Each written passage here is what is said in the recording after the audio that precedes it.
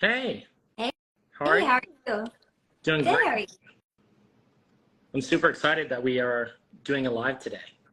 Me too. I haven't done a live in a while, so I'm glad that you had this idea. I'm like, oh my gosh, I never do this. Yeah, there you go. Awesome. So I'm super excited that you're here because you've had an incredible journey so far. Perfect. So you have a swimwear brand, and you said the first post you put out on TikTok went viral.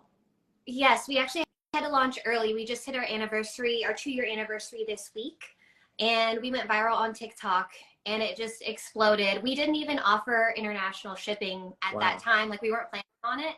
And the demand was so high that I was like, I told my husband, I was like, please figure this out. I'm running the rest of this. Please figure out how to do international Yeah. shipping. So thank God he did. Wow. So y'all ended up launching international shipping. How much of a difference did that make in the overall growth? It made a pretty significant difference, but it just really helped with like the comment section negativity because a lot of international people were really upset. So, Because you they want to couldn't get make everyone access. happy in the comment section. Yeah, that's crazy. So the first video goes viral and you all got a ton of sales. What was that like? What was the immediate thought after that video went viral? It was relief because I was supposed to launch February of 2021 and I ended up launching August 4th.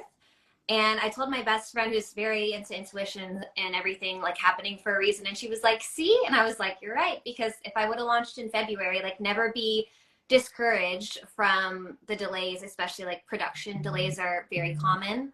So I'm glad that I listened to her. Not that I had a choice. It was a delay anyway. Yeah, I love that. And you have a little over 500,000 followers now. And like your videos are pretty consistently getting 100K plus views, which is absolutely amazing. And the big thing you're doing is like building community. So you're responding to people's comments with videos, which is a super effective strategy for sure.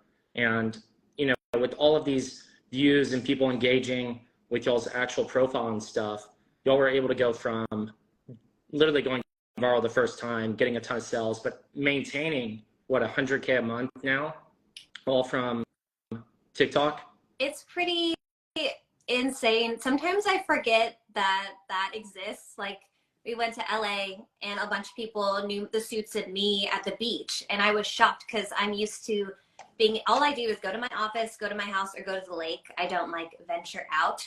So the fact that the growth in real life is so huge as well is pretty insane, and I'm happy to be well within the algorithm. The algorithm likes me, thank God. So I'm happy about that. Yeah. So, I mean, the content you're posting is very relatable.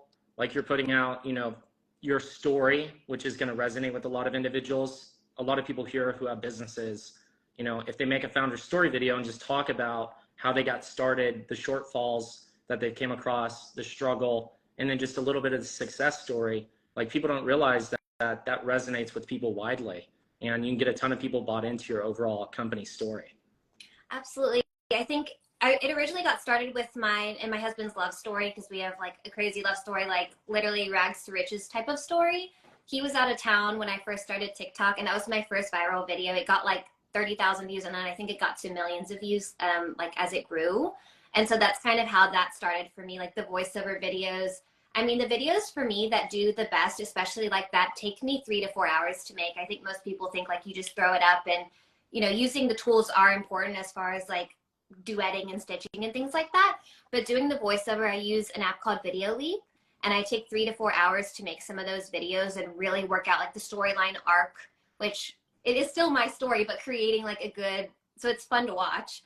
And that's Yes. been huge for me. And then I applied those to like founder stories as well, and those get me millions of views as well. Yeah, that's incredible. So I think a lot of people do underestimate, like if you're going to make a proper video and you're going to ensure it's going to get millions of views, you do have to put in the time. And there is a lot of editing. People think that you can just like post and go viral, which you can, but it's really hard to do that without actually understanding there is, tactics and strategies behind it, because the way people watch video and interact with it, they expect it to be a certain way, and you have to hook people in a very short amount of time, and then also be very relatable and be able to share your story throughout while keeping them engaged, which can be Exactly. insane once you get the views. Well, I think a lot of people also see my story, or if they're not familiar with like the whole story, they think like overnight success. But I spent a decade working for corporate brand social media and building viral content. So I think like everyone used to have realistic expectations. Like I've been doing this for a lot of years for many other brands. So when I started mine, it looks like it skyrocketed out of nowhere, but I already knew hooks and storyline and how I smile in my videos, the colors I wear, like every single thing is very strategically in line. So just so that everyone has expectations, but you could still do it, especially on TikTok using like stitching and duetting and things like that. Love that. And you all created a product that people absolutely love. I can see all the people engaging. There's tons of people who love what y'all sell and buy y'all's products, and y'all sell out of y'all's inventory. What's different about like what y'all are doing compared to like other swimwear brands? The fabric and feel is completely different. That's why I wanted to create my own, because I couldn't find something that I liked.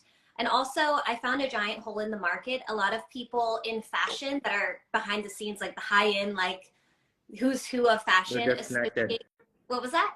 They're disconnected. Oh, completely. Yeah. They think of luxury as Italian fabric. However, if you my story, I came from like lower middle class to where I'm at now. And people like me or lower middle and things like that associate luxury with density of fabric, not where it's made. And so that's like I never talk about that, but that's my big secret. So having denser fabric was how I stood out. So even though I'm at like a pretty good price range, like it's not too expensive, it's not too cheap that it's unethically made, because I just don't agree with that. The density of the fabric creates like something that you've never felt before in swimwear. It's really compressive. The waistband doesn't dig in. So it solves a lot of people's problems. And also most women have never felt fabric like mine, which is amazing. I love that. And so for people who have like a product that they know is quality, people love it whenever they buy it, but they're not getting a lot of sales. They're not really getting people to convert from their ads or really getting people to understand the quality of the product. How are you able to demonstrate that in like a video so that way people do understand? Are you just sharing that outright, or are you actually walking people through it? A little bit of both. And for that, I would recommend the book Steal Like an Artist. I have a lot of amazing acting coaches in the past that have recommended Steal Like an Artist, and it's one of my favorite books. It's a short read, but most people think you need to reinvent the wheel. However, it's building a framework you're working your content within. So you're always having a hook. You're always looking, the lighting looks like this. The stories, create that arc and show the products in different ways, but you're not reinventing. A lot of people think you need to use these crazy transitions and edit and filters and all these things. And that's just, you really need to simplify it. It's same when I used to teach social media, a lot of people think you need like a DSLR camera. I'm like, if you haven't mastered posing, lighting, framing, especially framing, don't even get a DSLR and make it more complicated. And that's the same with content. Like, don't add all these layers of complication. I wouldn't even do transitions. I would just keep it simple and wait till you start getting cut. Exactly. Yeah, that's awesome. Yeah, because like with TikTok, people can actually demonstrate those things where they can understand it, and then people will comment and then ask the questions. You can then reply to those, and then you start to see people buying on the actual site. And that's like, exactly, one of the easiest ways to just get people to go over. And for the website, how much of that plays a role in actually being able to also take it to the next step of being able to deliver all the information people need to purchase? Like we've talked about, having how the models are actually positioned on the landing page whenever they go there. If they see like the model's eyes immediately, that could be distracting. Whereas on TikTok, you have to see that because it's how people identify somebody and can relate with them. Whereas on like a website, they're looking at the bathing suit specifically at that point to purchase. I think as far as website, I made a major mistake when I first started. I was pushing so much traffic. And one, you should always be capturing the email and SMS as soon as possible, which you would think that's obvious, but I made that mistake. And then also you should be optimizing for conversions. And if you don't know what that means, definitely going to study people who specialize in that as far as like website conversions, because I was breaking all of the rules in the beginning. Like I can't believe I was converting with how messed up my website was. So just optimizing all of these little things as far as like the number of icons that are in the top right corner. Who knew that matter? Because I did not know that. It's just like these little bitty tips and tricks that make no sense that actually make you convert more. It does. So I highly recommend that. And is that when you started working on the site or started realizing some of these changes, was that around the same time that you came across my content? When did you first discover my videos? I discovered your videos actually for a while. I was watching yours for maybe a year before you reached out, and then you put me in a video and I was like, oh my God, look at this. And I'm so cool.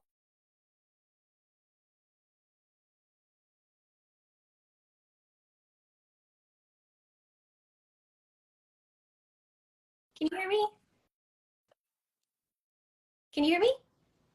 Okay.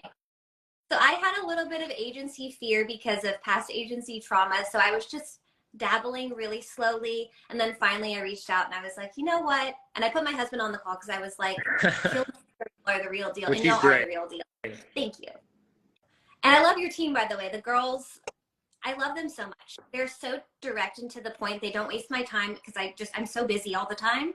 And it's so nice that they have physical, like I'm such a visual creative. So it's nice that they're like, can you make stuff like this? I'm like, give me 5 minutes. Here you go.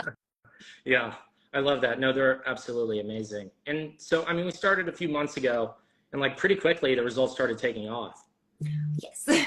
Yeah. So, I mean, it's been pretty crazy. And what's great about that is like a lot of people underestimate this, especially in the influencer space. I think is like the biggest thing that most influencers like don't realize is they'll have quick success and they'll start crushing it with sales. And even if it's 10K a month, it's the first time that they're making that kind of money on social media.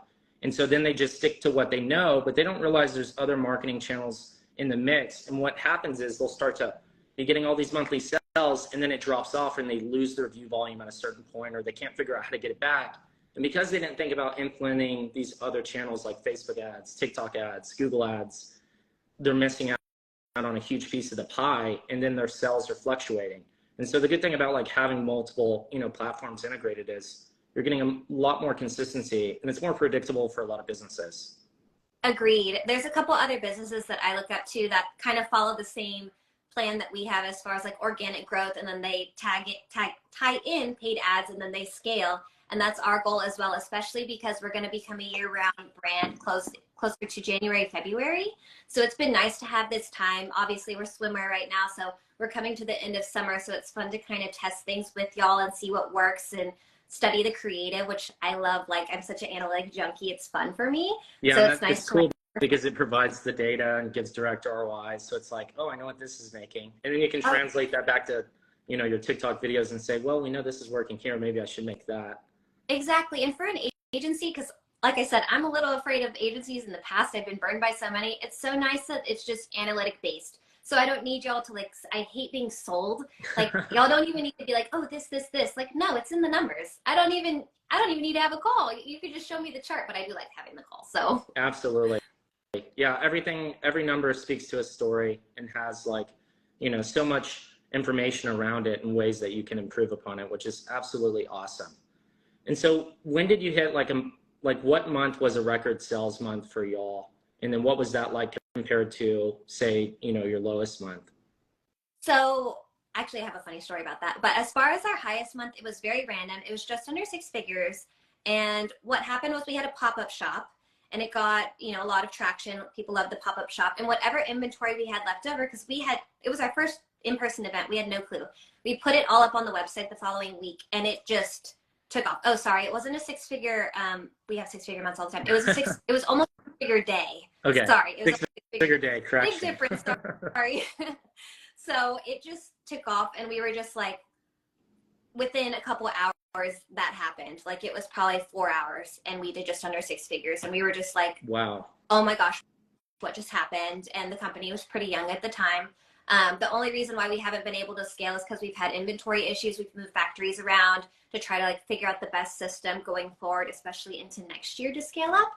And as far as our lowest sales month, this is just, I'm very into spirituality and intuition and things like that. So sorry if that bores anyone. I believe in it.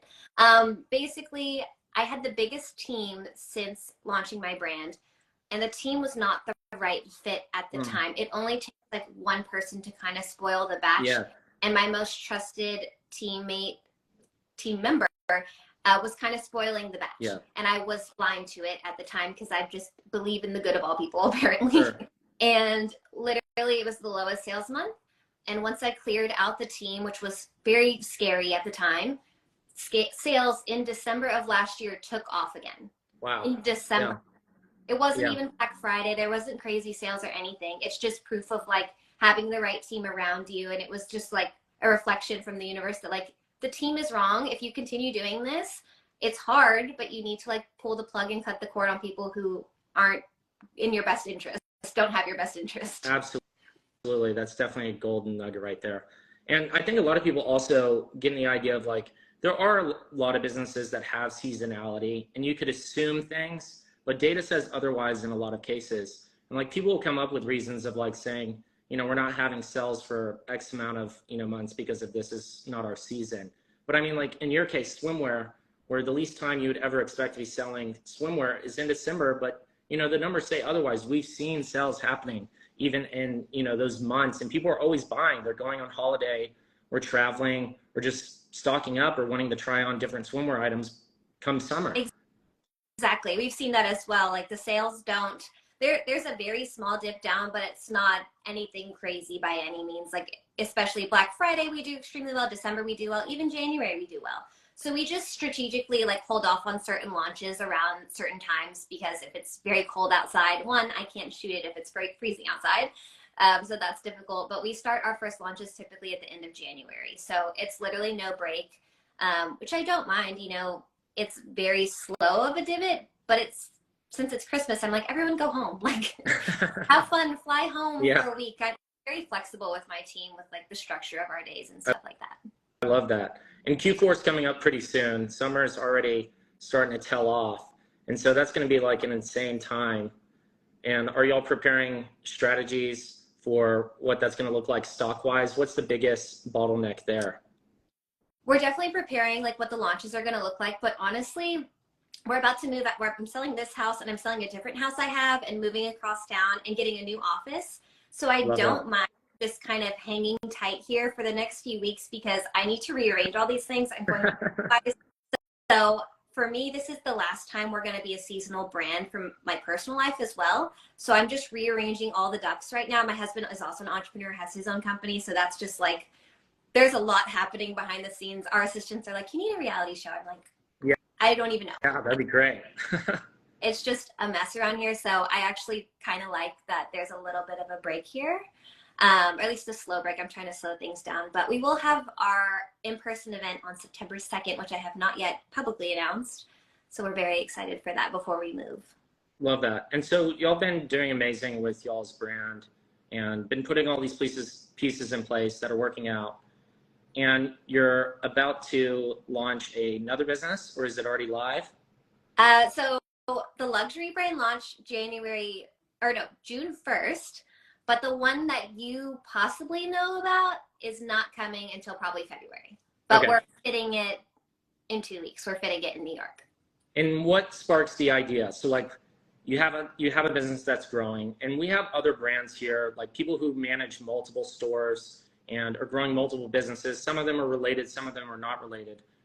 Why not just, focus on one? What is there a relationship between them, or is there a problem or a hole in the market that you're identifying? It's a hole in the market that I'm identifying, definitely. And I think there's a big gap in the market for functional fashion. I think gone are the days of like women being uncomfortable in these like high stilettos, especially coming after the tail end of COVID. Everyone wants to be comfortable and have more functionality, and they want swimwear, especially that's designed like by women that understand their pain points versus the men at Victoria's Secret that don't understand female anatomy. So I think it's just everything that I design revolves around functionality for women. Love that. So, I mean, a lot of people here could look at their analytics, identify, problem points, and look at the comments, see what people are saying. And maybe there's a product they could launch or bring into their, product line, or even launch a brand that's around some of those ideas and have a customer base where they could leverage that current list and SMS subscribers and be able to make that brand successful as well. And they're like, sort of like sister brands that can play off of each other, which is super valuable. Exactly. That's what I did with my luxury brand. We kind of leverage both. And a lot of our customers are actually coming off the backs of 93 Place Street, my original brand. And it's funny because people that have been in fashion for a long time kind of told me, no, you should do this, this, this. I'm like, no. Even though it's a luxury customer, they still want me to solve problems that 93 Place Street also solves regarding like the width of the crotch area and the fabric and the functional pieces within it and waist cinching and things like that. That's a really key point. I think a lot of people get hung up on, they see these brands that are considered luxury like Louis Vuitton and all these different brands, and they say, oh, well, they're charging these crazy prices. They have this logo. I'm just going to go ahead and charge an outrageous price. But they're not thinking like about the product or the storyline or the limited quantity, or how they do drops, or how they do their creatives. And like, there's so much more that goes on in the background that a lot of people don't realize. And I've seen these people launch brands and they're like, well, I have I want it to be a high value brand, so I'm going to demand high value, costs. So they put these crazy price tags on there expecting their brand to be luxury and people to buy it because it's called luxury brand. But there's really, that point you just said, even though it's luxury, there's still things that people expect or want, because if they're going to pay that dollar amount, they would actually want to receive the quality and value out of it. Exactly. You have to provide value. And for me personally, I just have such integrity with what I create. I cannot launch something that is subpar, quality-wise, fabric-wise, sewing-wise. The whole thing has to be high quality. That's where I start. I start with the product. I don't care how much it costs. I don't care if we have to redo it. Granted, I self-funded my company, so that's a hard thing to say in regards to, like, if it's messed up. I spent $10K with the wrong factory and had to switch it. So Wow. Product first and then storytelling. Yeah. Yes. And so a lot of people could save money here, just like actually focusing on customer product and then, branding it around it being a luxury brand. Exactly. So, go ahead. No, continue. A reputation is everything online. So for me, the product has to be great because everyone's going to see it online. People are going to buy it, and anyone can slander your brand. I mean, what happened with Kylie Swim when I reviewed it? I think I got like 17 million views. Yeah, that was a crazy video. That was one of the craziest days of my life because I ended up on like 40 news channels in one day. Wow. Actually, the anniversary of that's actually coming up in like a week. It's on my calendar. But it was a see-through swimsuit, and it's like the integrity of that. I just morally don't agree. So that's why I always start with product, because if it's bad, in 1 second, one video online can turn viral and everyone's talking about how your swimwear is see-through and whatever else, which you cannot do that to my swimwear because my swimwear is so thick. Yeah, it's crazy because so many people underestimate or just don't realize like what one video can do. Like if you hadn't posted that one video, I mean, you're talking about 40 plus press pieces, 17 million views, an entirely new audience that's coming in here, eyeballs coming all over the place, even outside of TikTok. I mean, we've had viral videos where we got introduced to, team members that would end up joining our team all because of a viral video that they saw. It's like, what if we hadn't posted that and didn't find out about, these new customers, or found out that these team members would have wanted to come onto our team? It's crazy. Exactly. I mean, never underestimate the power of TikTok. It is scary. People still bring up the Kylie video to me all the time. I get recognized all the time from the Kylie video. They're like, "You're the swimwear girl with the Kylie." I'm like, "That's me." Yes. I love that. That's amazing. So what's next? What are your goals going into the end of the year of 2024? I want to successfully launch my next category. I need to stop with the categories because I just get out of hand, but I'm so creative and so excited about what I'm creating. Next year, I feel like we're really refining our strategies and launching some beautiful styles. I designed 20 new styles the other day that we're about to start fitting, and then the new category, which is so amazing. And the people that have seen it are just dying over it. So I just can't wait to show the world that and have a year-round brand for the first time, which is a little intimidating, but I'm very excited. I'm excited to work with y'all and scale forward too, because we're just kind of testing things. Like we just got started. For those watching, we just got started and have great results already. So I'm just excited to just the team to the moon. Has so many ideas and they keep sharing it with me. So it's always incredible to just see the progress. Thanks. I love that they're like, "Can you make this?" I'm like, "Hold my beer." Yes. Yeah, I love that. And so who do you think would be a good fit for the agency versus like who wouldn't be a good fit? Who would be a good fit? Personally, I really believe in brands that are scrappy. I love brands that are scrappy. If you're very corporate, I don't think that's a good play. People who can work fast, because y'all will literally send me video ideas and I'm like, okay, give me 48 hours. We'll turn it around and be fast. So people that can be quick on their feet. I've noticed some people that have worked at corporate. I worked at corporate too, but I know some people that have worked at corporate for so long that they can't keep up with the pace. And to be successful in today's day and age, especially with TikTok, you have to keep up with the pace and the trends. And now you're stitching, now you're duetting, like whatever feature you need to use. So I think people that can keep up, I highly recommend, I think would be perfect for the agency. People that have a tangible brand that's easy to sell online, or that can understand storytelling or learn about storytelling, I think would be great as well. Because the stories, it starts with the story, and then y'all just take it and do all the fun stuff with it. Yeah, absolutely. So I mean, like, a lot of people don't realize execution part of it. It's like, if you go execute on this video or make this website change, like it quite literally can increase your conversion rate or change the entire outcome. of the sales, and then couple that with the strategy behind the scenes of what's going on with the audiences and testing pool. It just makes for a great partnership for sure. So I love that.